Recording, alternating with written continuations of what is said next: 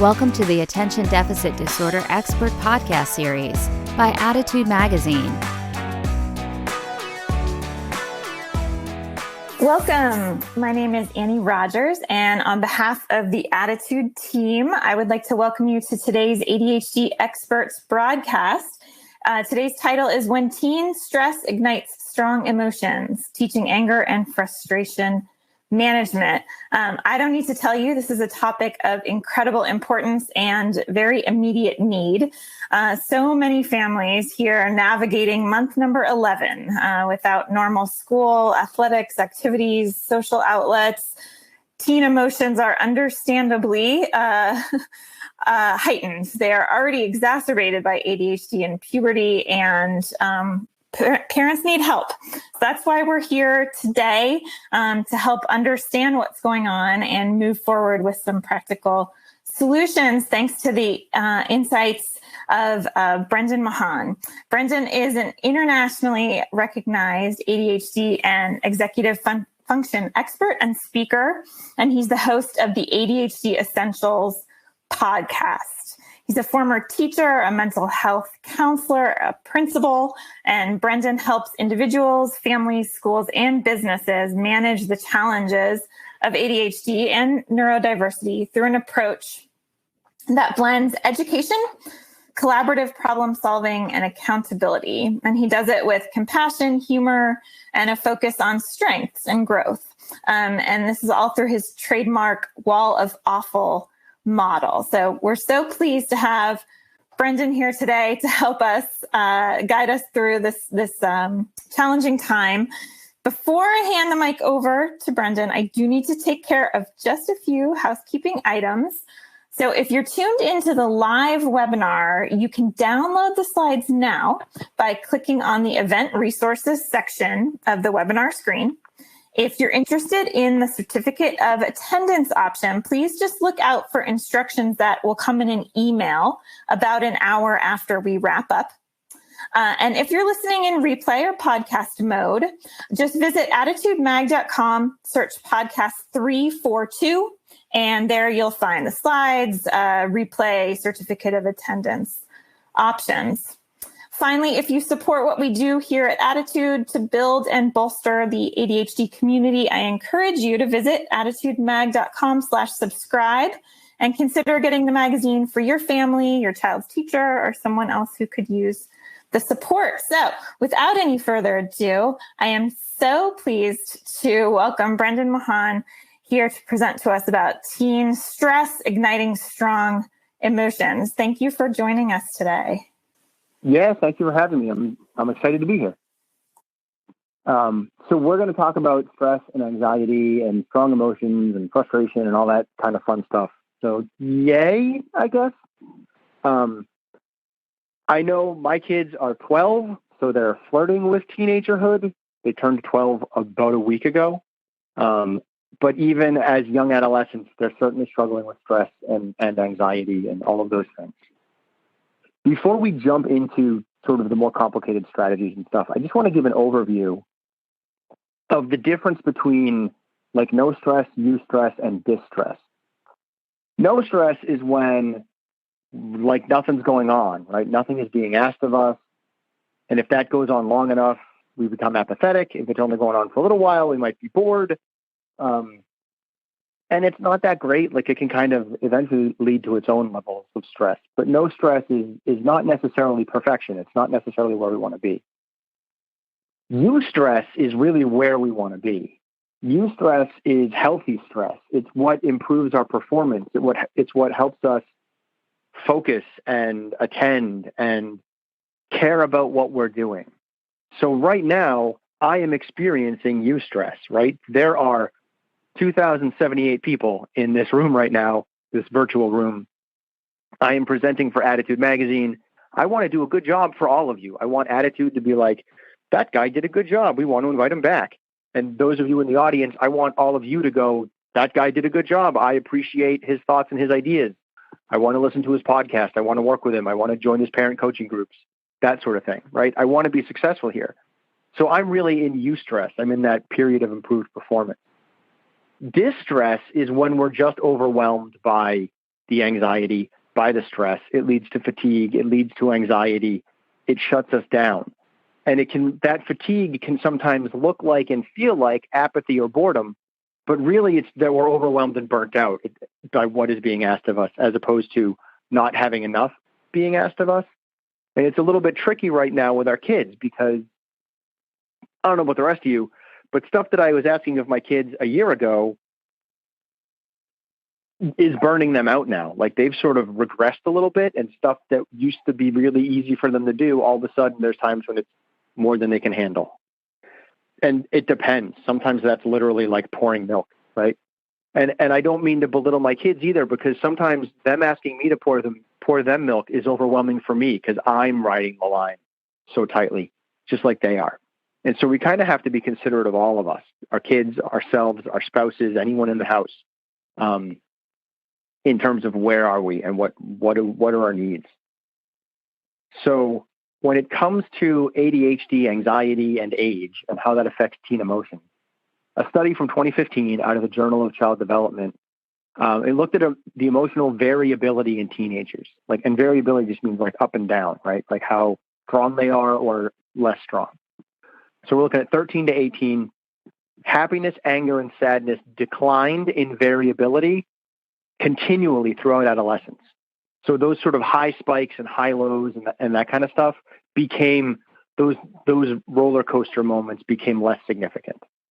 Anxiety, on the other hand, increased at first. So early on, right, 12, 13, 14, it increases. Then it starts to fall off and become more balanced. That roller coaster becomes less intense. But then it increased again toward late adolescence. And some of this is developmental. Some of this is just the nature of life, right? Like late adolescence, 17, 18, you're starting to think about the rest of your life. You're starting to think about college. All of that stuff is going to increase anxiety as well as just brain development. So we want to be aware of situational experiences and the roles that those are going to play in our kids' anxiety and how variable it is. So the good news is that overall emotions become more stable, I guess, as we get older. That variability reduces, but life experience can influence what that looks like. And right now, all of us are living through a pretty significant life experience, really a global trauma event with COVID and social distancing and the isolation that's coming with it, and the uncertainty of all of this. It's making things much more difficult for us, which is making things more difficult for our kids. And I really want to honor that throughout this workshop. Some emotional challenges that come with ADHD specifically. So now we're moving out of age and into ADHD. First, ADHD is a developmental disorder. So those younger variability, older ADHD kids are still going to have that variability. We typically experience emotions more strongly. There is general emotional dysregulation that comes with ADHD, right? ADHD folks just struggle to adapt their emotional intensity to the situation. Often they're more intense than they need to be because we have difficulty reining that in. And that emotional intensity, right, it can look like a few different things, right? Sometimes people with ADHD just experience these emotions more intensely. Teens especially experience emotions more intensely. Excuse me. So when we combine those two things together, we have really strong emotions. Also, folks with ADHD have difficulty recognizing and identifying the emotions that they're experiencing, both themselves and in other people. So we might, and I say we because I have ADHD, we might see someone and have difficulty registering whether they're sad or angry, or are they frustrated or angry. I know my kids are having trouble with that right now. They typically just think that if I am frustrated or my wife is frustrated, that we're mad at them, even if it has nothing to do with them. And that's, some of that's the sensitivity of COVID. Some of that is the sensitivity that goes with ADHD and goes with executive function challenges. So all of that is coming up in your houses, I'm sure. And there's also this idea of emotional lability, which is rapid, often exaggerated change in mood, right? So strong emotions and feelings like uncontrollable laughing or crying, or really strong irritability or temper. And it can come expressed through behaviors that seem exaggerated in comparison to the situation, right? You might ask your kid to to pour themselves some milk, and they're like, "You don't love me." It's like, I just don't want to pour you milk, kid. Like, what? Settle down. That's not what's happening here. And we want to respond to those in ways that are more soothing, more comforting, helping them to calm themselves down. If we spike along with them, it's not going to be helpful. So even if we think, settle down, kid, this isn't a big deal, we don't necessarily want to say that. We want to validate what they're going through, but also try to help de-escalate them. We'll get into that in a couple of minutes. And also, just there's some general irritableness that comes with ADHD, like just negative feelings and general anger and often displaced anger and those sorts of things. That's going to come with ADHD, but that's also going to come with heightened anxiety. And so the heightened anxiety of COVID is really what we're looking at, combining with ADHD to make things, extra difficult. Yay! So how is stress going to appear during COVID? What might it look like? We might see some resistance, right? I don't want to clean my room. It's stupid. It doesn't matter. Why should I? We might see some tiredness, some exhaustion, too tired to walk the dog, too tired to do the dishes. And this is not just in our kids. This is in us too, right? I know there's times when I'm like, I don't really want to do those dishes. I'm not dealing with it. I'll do it in the morning.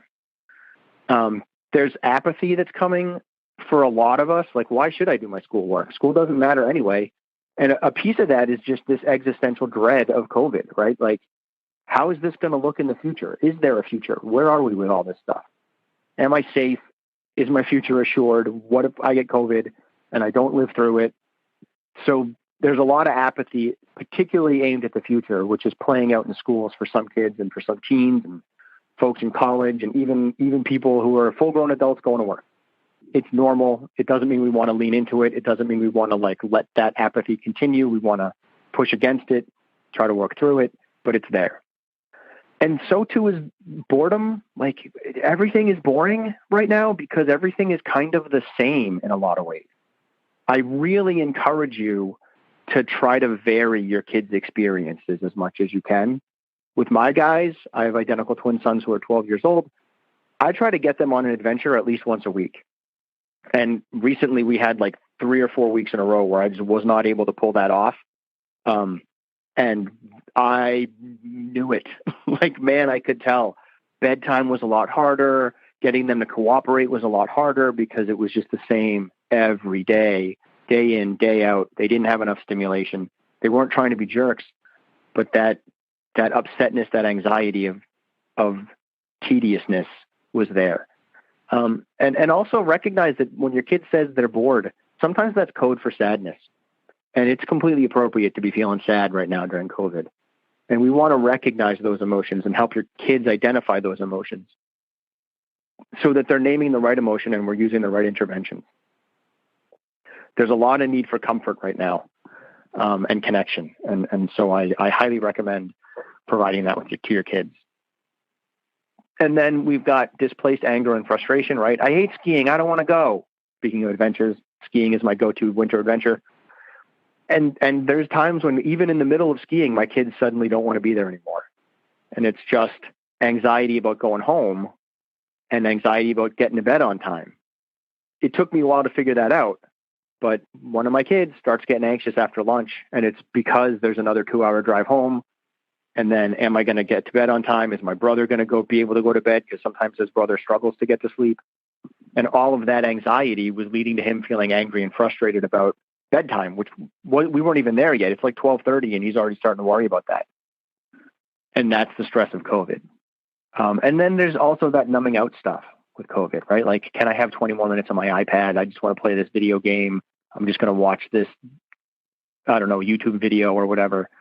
That numbing out, some of that's trying to find some variability if every day is the same. And some of that is trying to escape the tediousness and the difficulty of COVID. We have to come up with options for that. If your kid is spending too much time on screens, you have to give them a better option.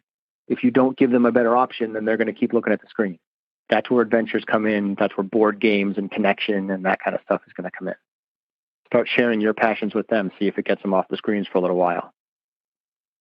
So, ways to identify dysregulated emotions. Like, first off, dysregulated is dysregulated regardless of the emotion. And by dysregulated, I just mean not in control, right? Our emotions are not controlled. a lot of times kids are like happy and running around the house, and then all of a sudden they snap and start yelling and screaming, and you're the worst mom, or you're the worst dad, or I hate you, or they start crying. This is so terrible. I can never do my homework. I can't believe that I'm such a bad kid, or whatever. And they seem to flip on a dime, right? They go from happy to sad, or they go from happy to mad. And we really want emotions to be binary as humans. Like, we often think of like sad is the opposite of happy, right? But also mad is the opposite of happy. And that's not how opposites work. So that can't be the case. So if you're a person who really likes for your emotions to feel binary, this is how you make opposites in emotions. They're either regulated or they're dysregulated, and that's all there is to it. So if a kid is really happy and excited, and then all of a sudden they're crying or yelling and screaming, they were already dysregulated. They were just dysregulated in a happy, positive way, and that doesn't feel threatening or upsetting. So we're more comfortable with our kids being happy in a like giggly, silly, running around the house, laughing uncontrollably way. And we don't recognize that that's dysregulated, so that when they go into dysregulated, sad or mad or whatever, we don't see that that shift happened. We try to figure out how they go from happy to sad. And really all they did was went from dysregulated to dysregulated. So whatever emotion was there boiled to the surface and came out. So start paying attention to if your kid is under control emotionally or not under control, and then help them regulate. And yes, we'll get to that. First, you want to get to know their baseline, right? What are your kids' baseline emotional status, so that you can start finding deviations from the norm. Your kid's baseline is different from my kid's baseline, and it's different from Sally's kid's baseline. So pay attention to, are they moving more than usual? Are they more fidgety? Are they pacing more? They're more hand-wringing. Are they having larger expressions of emotions, right? Yelling, bigger physical gestures, hiding in their room or under a blanket, grabbing your arm for emphasis, swearing. All of those things are indications that perhaps they are becoming more dysregulated. But again, if your kid already tends to grab your arm a lot when they talk to you, that doesn't necessarily mean they're dysregulated. That just means they're physical in their communication. It's when they're grabbing more or tighter or something like that, then we're having some dysregulation clues, not a guarantee. Also, are their emotions just uncontrolled in general? Are they laughing hysterically? Are they crying hysterically? Are they punching things? That tells us that these emotions are not managed so well. And sometimes they're smaller gestures too, right? The kid that flips their hood up, that's a pretty good clue that they're trying to wall people off. They're trying to keep away.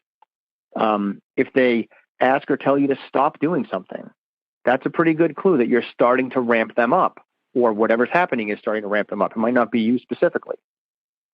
Respect that, right?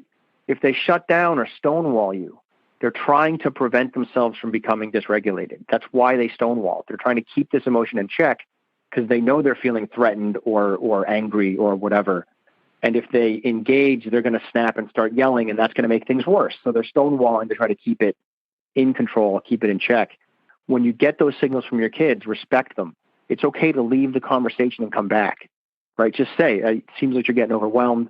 Why don't we come back to this conversation in a half an hour or tomorrow morning or whatever makes appropriate sense. And so from there, we want to look at some assumptions that aid communication, which is sort of where we're heading now, right? First of all, fundamental assumptions. These are not easy. But they still need to form your foundation as much as you can do that. Start building these in there. Everybody is doing the best they can. Your kids are doing the best they can. You're doing the best they can. If someone is not doing well enough, it's not because they don't want to, it's because they lack skills. So if your kid is not getting their homework done, there's a skill missing. What's the skill set that's missing? It might be trigonometry. They might not understand it. That's possible.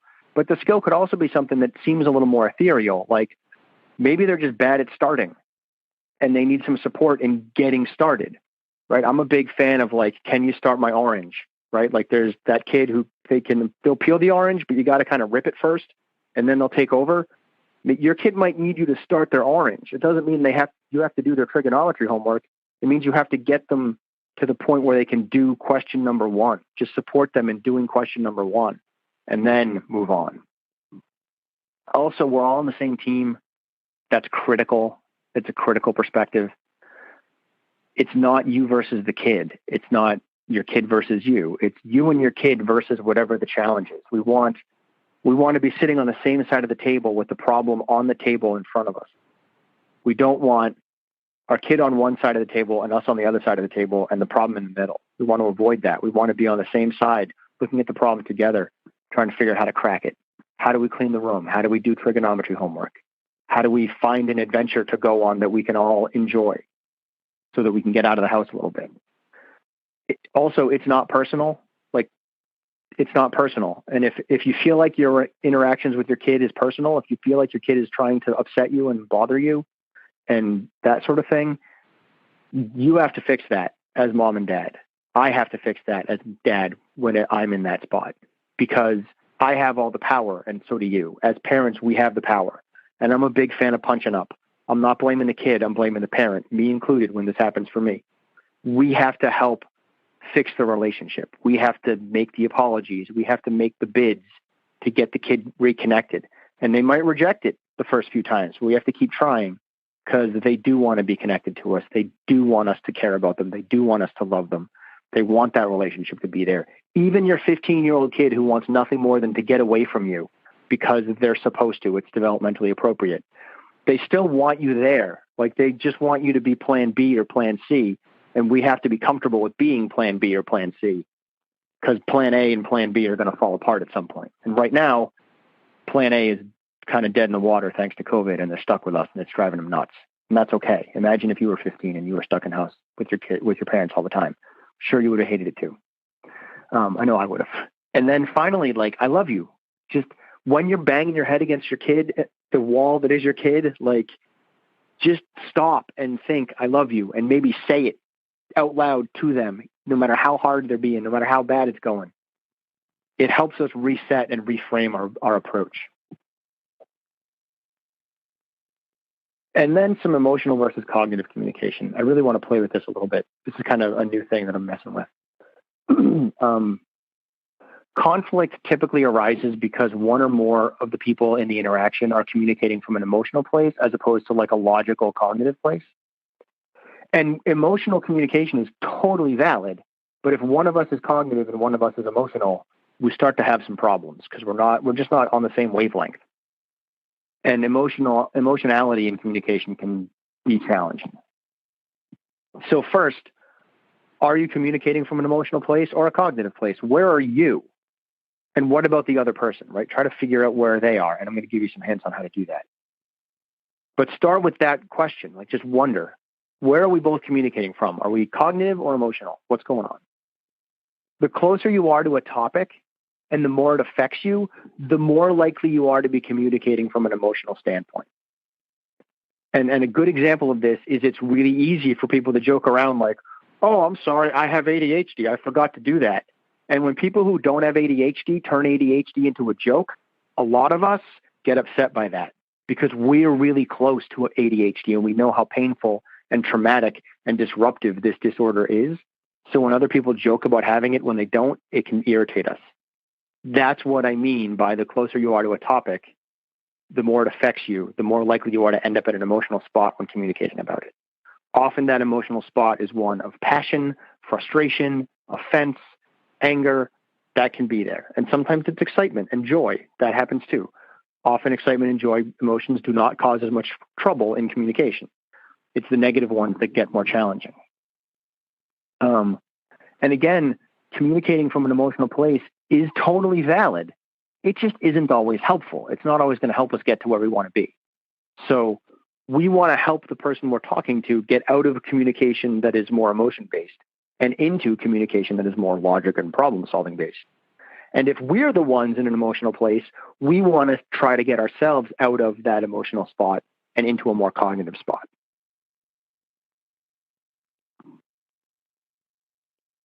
So how do we do that? First, let's look at how to identify things. Cognitive communication is likely to be focused on details, facts, and problem solving. That's the good part.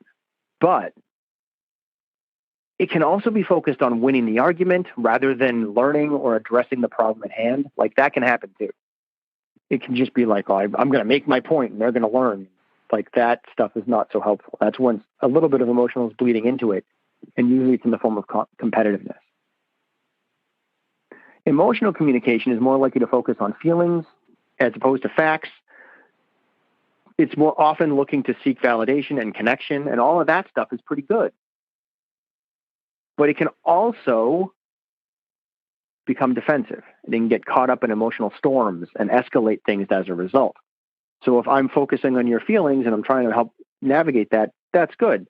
But if your feelings escalate and then my feelings escalate and now we're in this storm, that's not so helpful.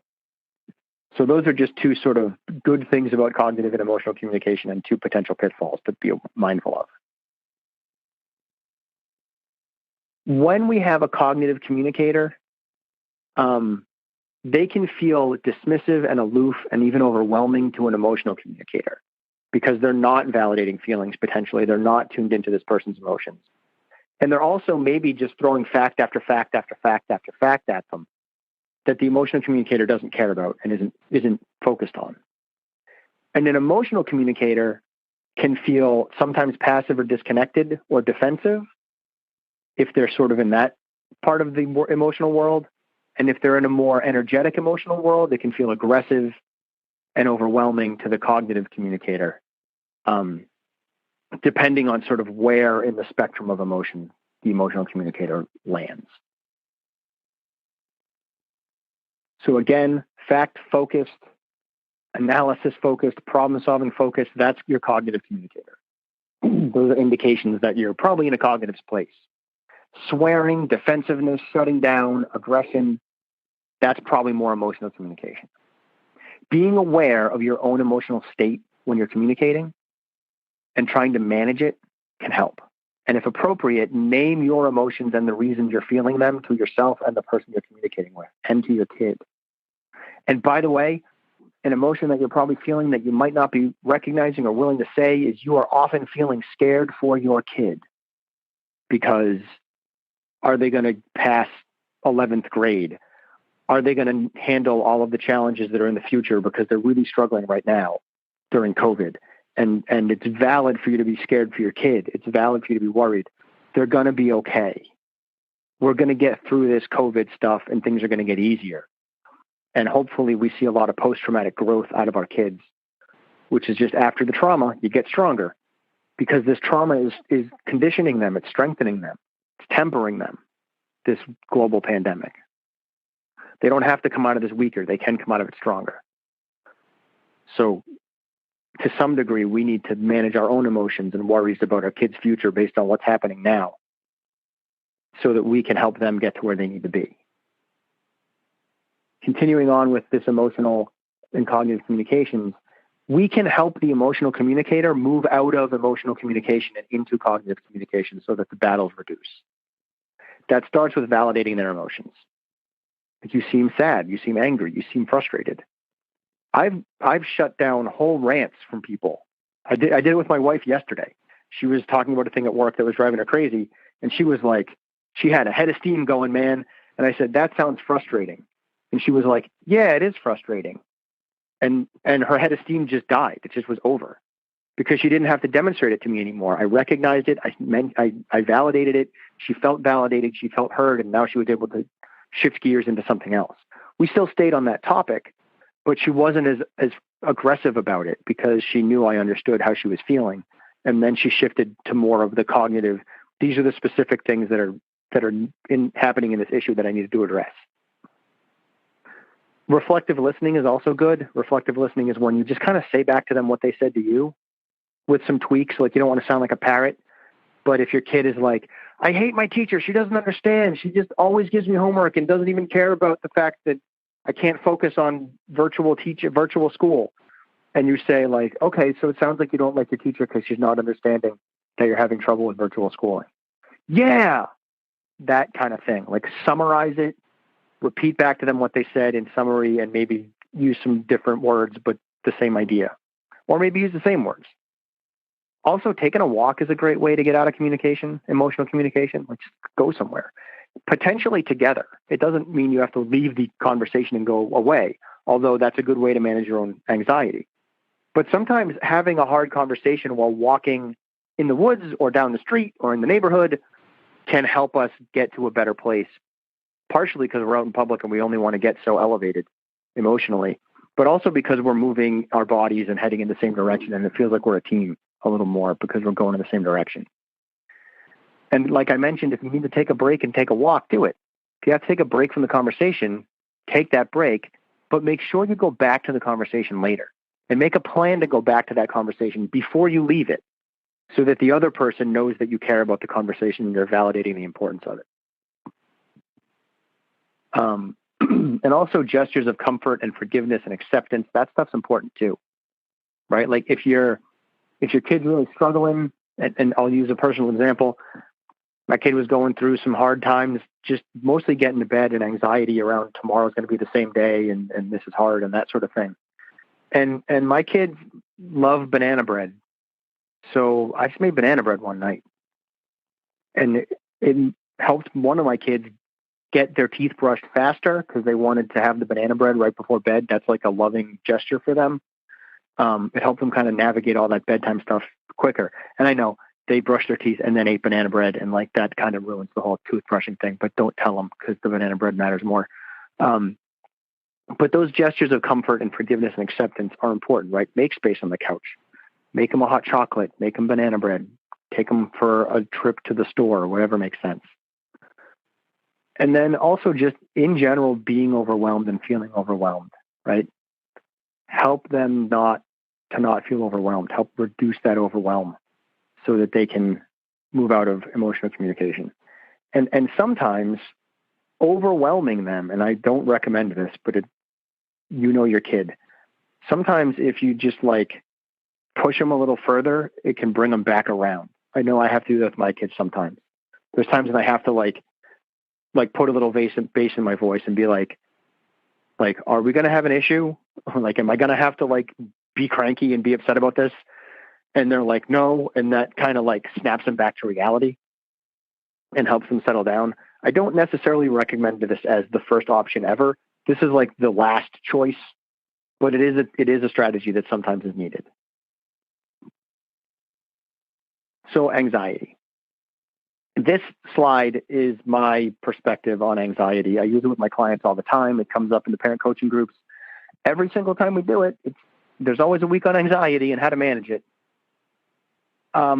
It's critical to recognize that anxiety goes up and it comes back down again, and that stress goes up and comes back down again. We have to be able to get out of the anxiety.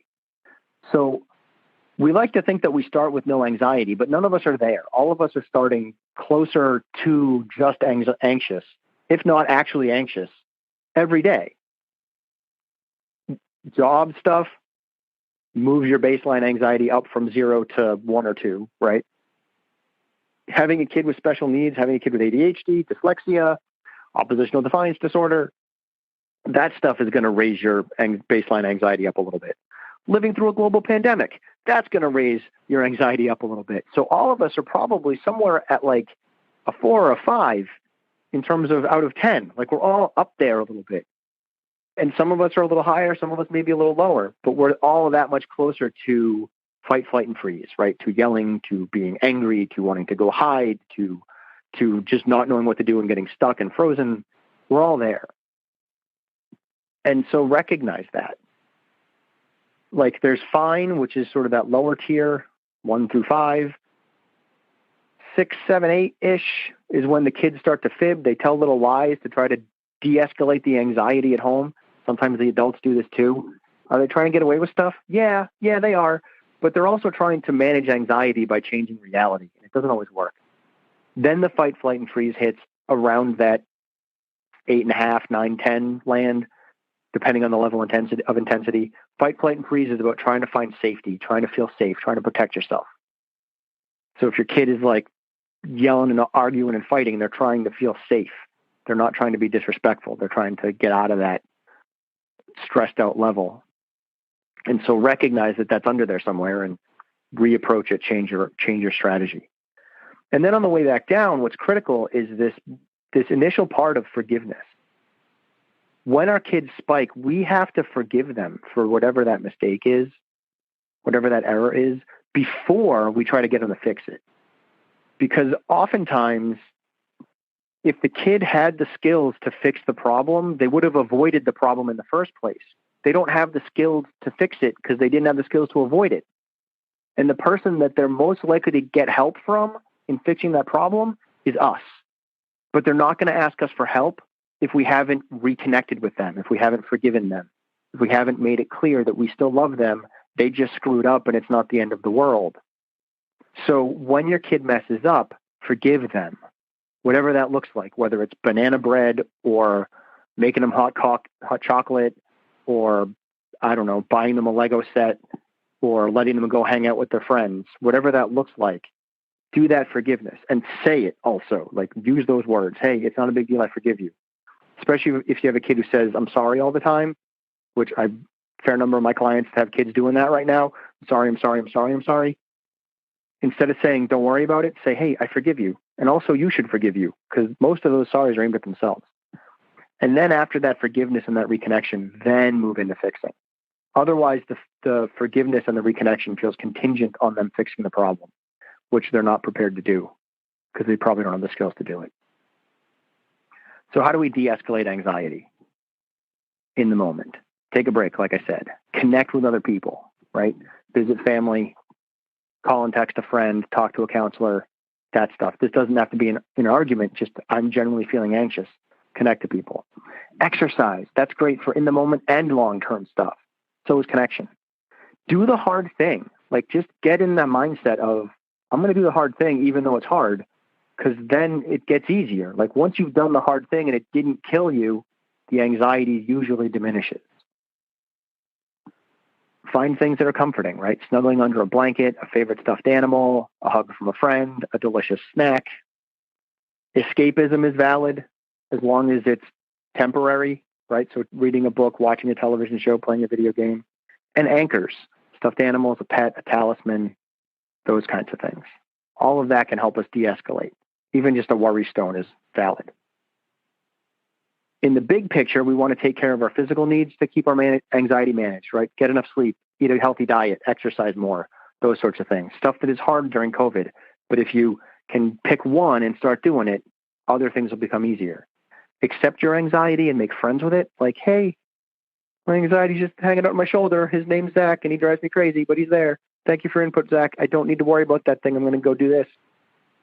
You can sort of depersonalize it by giving your anxiety a name and pretending it's hanging out with you and be making it your friend that just wants to protect you but doesn't always know how to do it.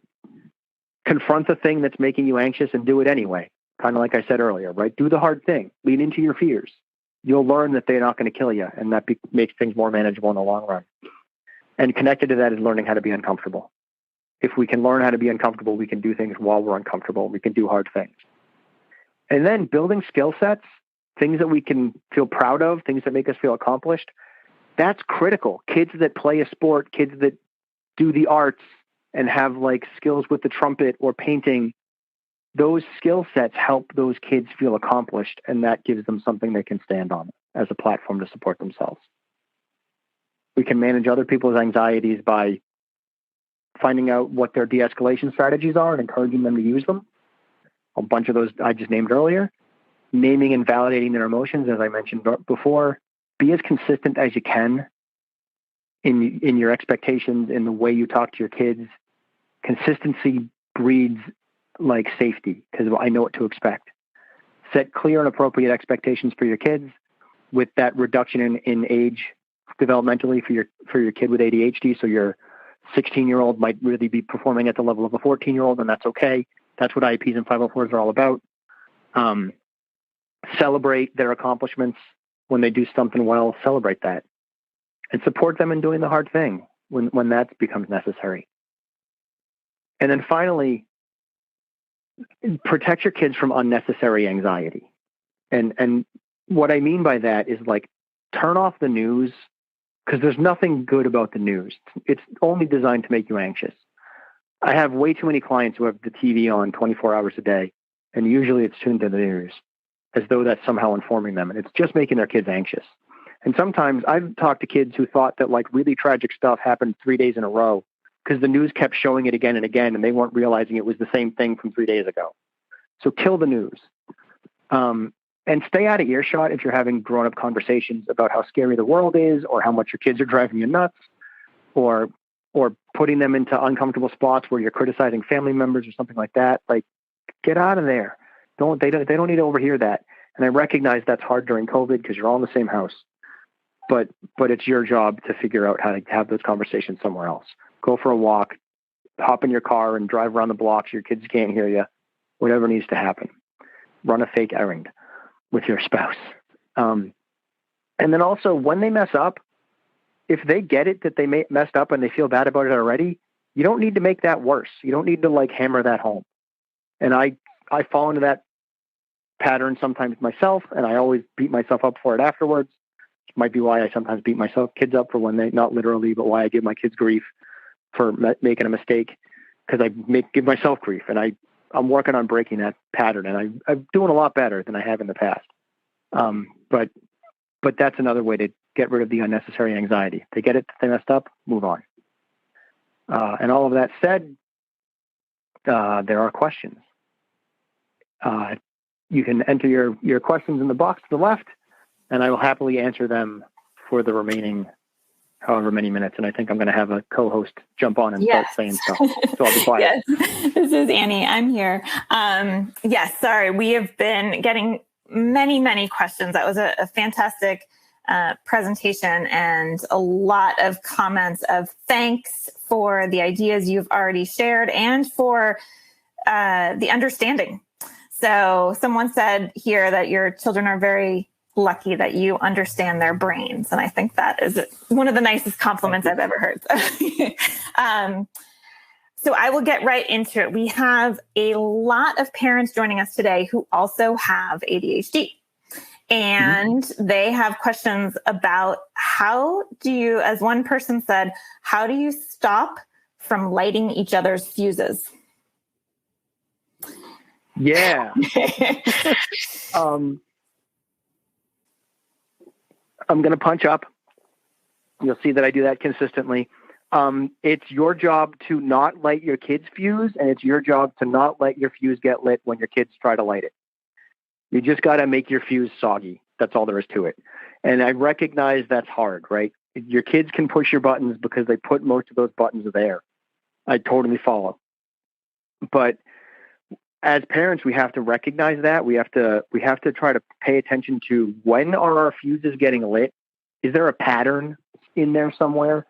And if there is, when you enter into that situations that are going to cause that pattern to get triggered, recognize it. So like if your fuse gets lit at bedtime, which is a really common time for fuses to get lit, that means that you need to prep yourself 5 minutes before bedtime to be more calm. And that might mean that you're meditating. That might mean that you're doing some jumping jacks or push-ups. That might mean you're going for a walk. That might mean you're talking to yourself about how you're going to stay calm this time, Sally. Like you're going to be chill. This time you're going to be chill. Like Gertrude is going to say this, and this, and you're going to want to like throw her out the window. But remember the last time when the snow wasn't as deep as you thought and it hurt? Like do that, right? Like, and don't throw your kid out the window, even if there's snow out there. There's jokes, but like you kind of have to prep in advance to keep your fuse from getting lit, and then don't light your kids. And if your kid does light your fuse, try to call them out on it in a very nice way. So it's okay to say something like, oh, hey, no, I get it. You said that because I always freak out when you say that, and you want me to freak out. Well, I'm not gonna. Like that kind of a thing, like really spelling it out, making it transparent, that can be useful too, because it usually throws the kid off. And sometimes they're trying to push your buttons to get out of the situation, to get out of that conversation. Sometimes they're trying to push your buttons to check if you really love them or not. So just love them and don't let them get out of the situation.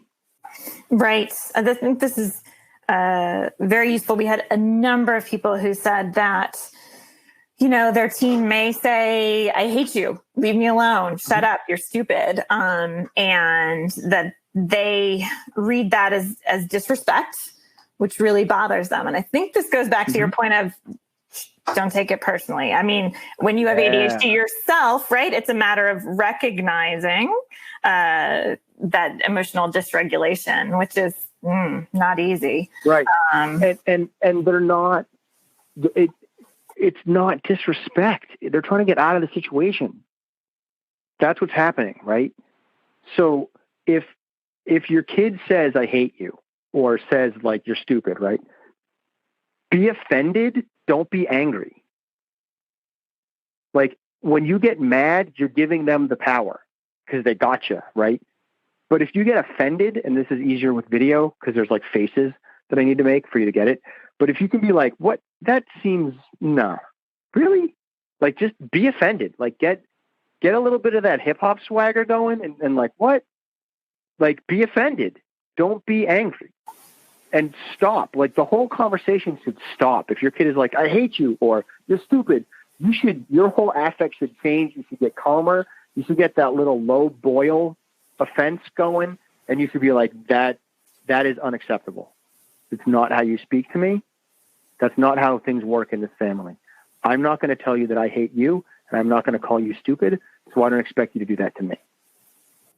No, I'm happy to continue to have this conversation, but we're not having it like that.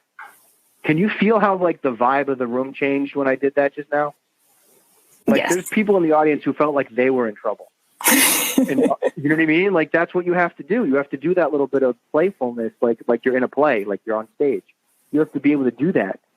And because they have to know that's not okay. But if you are a parent who calls your kid stupid or tells your kid you hate them, you're doing it wrong. And this is not going to work because you don't have a leg to stand on because they're using the language that you use. So too bad. That's why they're doing it.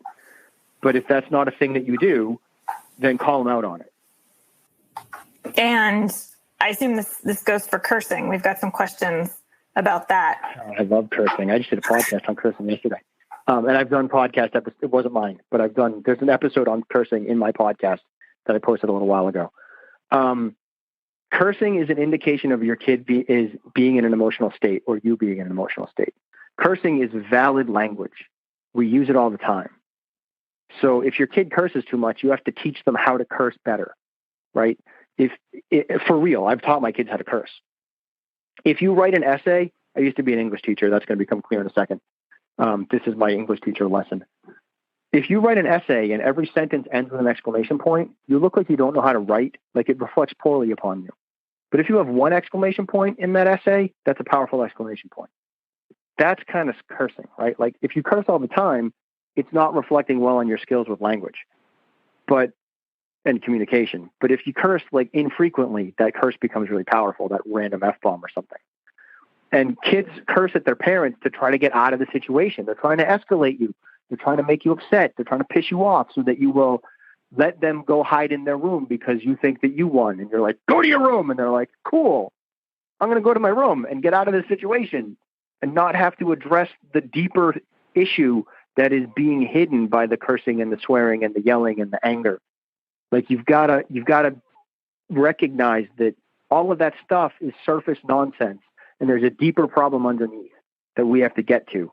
And that's why we want to manage the volatility so we can get to the stuff that's hiding under that volatility.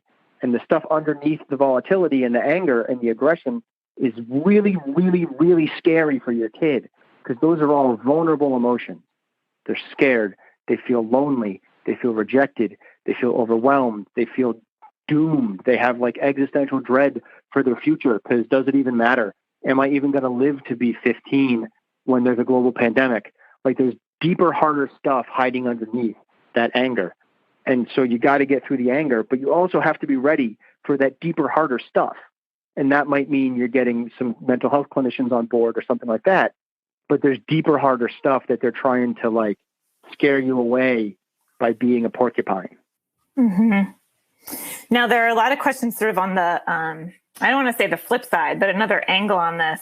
A couple of people who say their kid will either yell at them and then go lock themselves in their room and wall themselves off, become inaccessible, or others who are saying they'll ask they'll try to engage their child in conversation, see how they're doing, check in on their mental health, and they just get nothing. They say, I'm fine, I'm fine. Cool. The parents want to help. They want to be there. They feel like they're being shut out. What are your thoughts? Stop asking your kids questions when that's the only thing you're doing. Like, I don't get good answers from my kids when the only thing I say is, how are you feeling? How are you doing? Like, I don't get good answers from that. And I still do it, but I don't get good answers.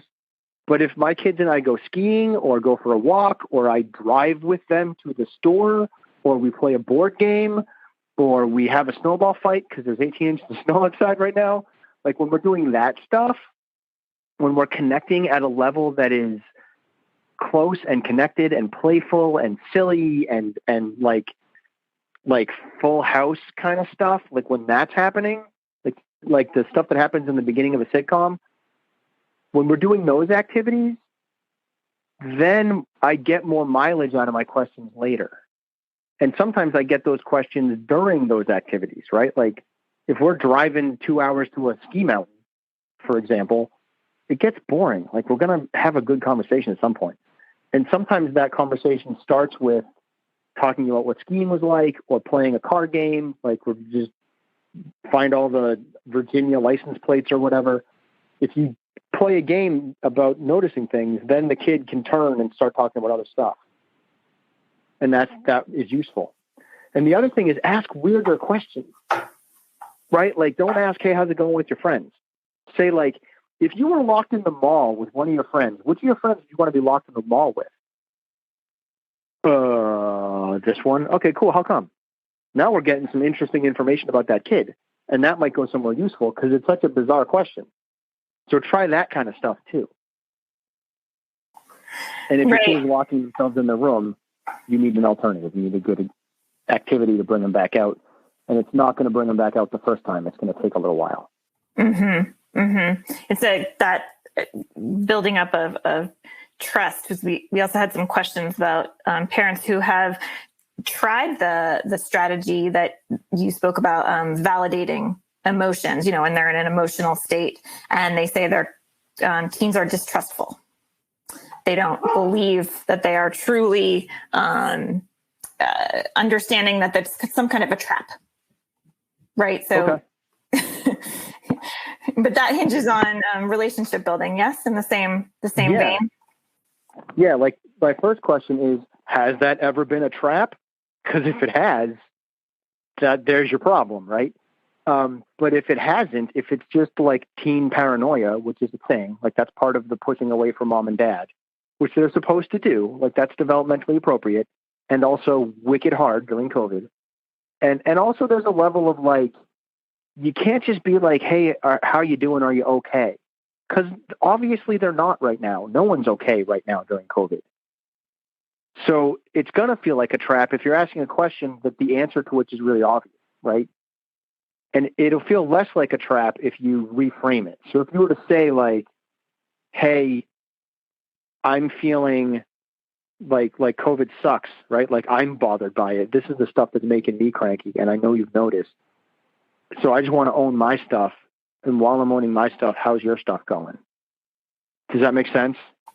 Yes. We had a number of people who asked about if they mess up, if they do yell, if they do swear, what's the best way to handle that? So I think you just answered that question. Apologize. Yeah. Own your stuff. Apologize. Even if it's not till the next day or a week later, like apologize.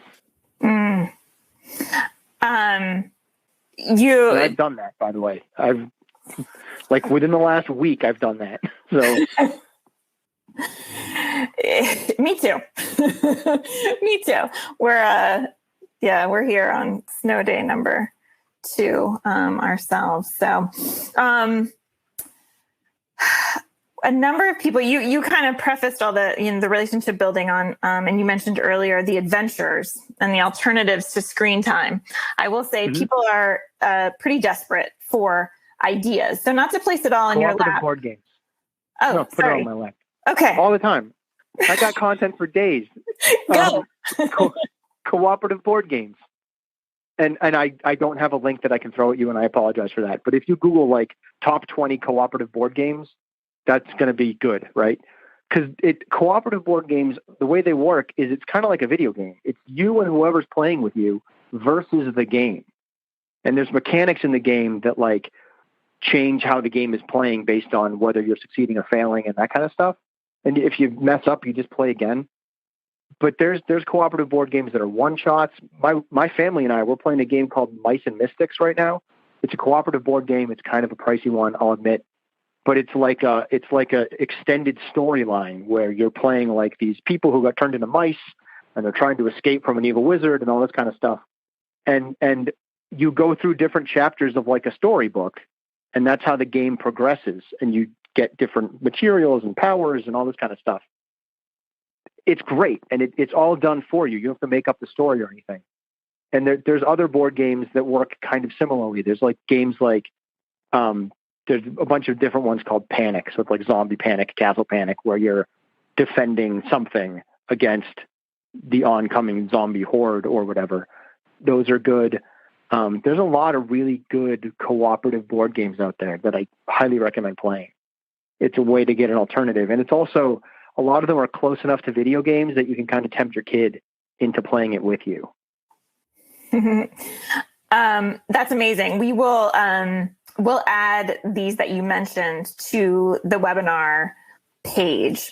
So when y'all get your email after the fact here, we'll include some links to these games that Brendan mentioned. So you're not scribbling down wildly. Yeah, please. And if I can just plug a buddy, Steven Dutzman of Engaged Family Gaming. Engaged Family Gaming is a great resource for all of this stuff. He's been on the podcast. It's his stuff is video games and board games. It's all of these really great games to play with your family and it's a great resource, great place to go looking. And some of you who know who I am, I'm a big Dungeons and Dragons player. If you've ever done that game is great. My kids are keeping their social connections because I run a weekly D&D game for them. I've got a weekly D&D game I run with six 11-year-olds and 12-year-olds just to keep them connected to each other during this time. So there's lots of ways to use games to foster social connection.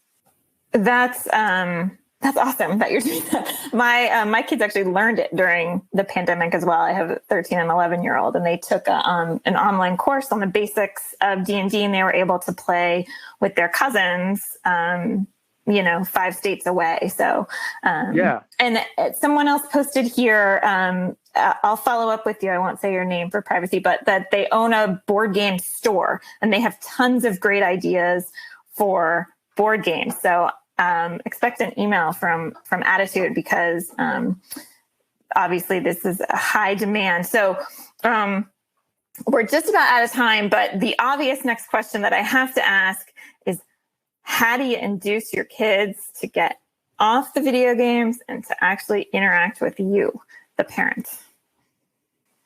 Are you trying? That's my first question, right? Because there's a lot of parents that I work with who are like, I just want my kid to stop playing video games. And I'm like, okay, well, what are you giving them as an alternative? And they're like, nothing. They could read a book or do their homework. Why would I want to do that? Like, I'm going to play my video games, right? If you're not making a concerted effort to giving them a better alternative, then they're going to keep playing video games. So you've got to find a better alternative. And that looks like cooperative board games. That looks like adventures, right? Go to Atlas Obscura, which is a website. Go to like Weird United States. Go to Only in Your State. These are all websites that have cool, wacky, crazy locations in your area that you can go and take a hike at, take a look at, go and do, right? Because stuff kind of has to be outside right now. So those are great resources to find the cool things in your area. For us, we found an abandoned railway tunnel. It's amazing. Like, we walked through this tunnel and it's just pitch black for like 10 minutes. Like, it's a really long tunnel. And it's so, the end of it was so far away, it looked white. And then as I got closer, it was like walking into a fairy realm. Like, it was green and there's all this overgrown plants climbing up the walls and stuff. And there's mud everywhere because it had rained. Like, it was a really cool experience for me and my boys to hike through this tunnel that was just dark. And there's lots of places kind of like that throughout the country. You just have to find them. You have to go looking on websites to figure out where they are. And then keep a Google Doc with all of them on it. Atlas Obscura and Only in Your State. We'll add those for sure as well to the list. A lot of people are eating this up. Tons of comments. Geocaching is another suggestion posted here. Make a scavenger hunt for your kids. Make a scavenger hunt for your kids. I've done this twice, where they're like, there's a clue that leads them to another clue somewhere in the neighborhood or in the area that you're doing the scavenger hunt. and they find that next clue, and that clue leads to another clue. And you can use maps, you can use code breaking, you can use riddles.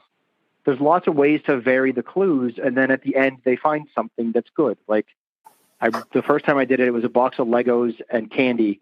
And the second time I did it, I spent $40 and I got $20 in gold dollar coins and $20 in quarters. And I dropped them all in like a leather pouch. So they literally found treasure at the end of it. Like those kinds of things can work too. I love these creative ideas. So unfortunately, I feel like we could talk for another hour at least, but we are out of time today. This was a very helpful, illuminating, and somewhat comforting session. A lot of parents, I think, are feeling less alone in their struggles and now have some new ideas. So, Brendan, thank you so much for your time and your insight. And absolutely, please follow the link on the webinar page, everyone, to check out Brendan's podcast, which is chock full of more of these great ideas. And while you're there, also have a look at some of Attitude's other upcoming webinars. We have them just about weekly, and they are all free. So thank you all for joining us. Thank you for being part of this webinar series. Brendan, thank you again. And best of luck to everyone as we navigate through oncoming challenges. For more Attitude podcasts and information on living well with attention deficit, visit attitudemag.com. That's ADDITUDEMAG.com. That's ADDITUDEMAG.com. That's ADDITUDEMAG.com.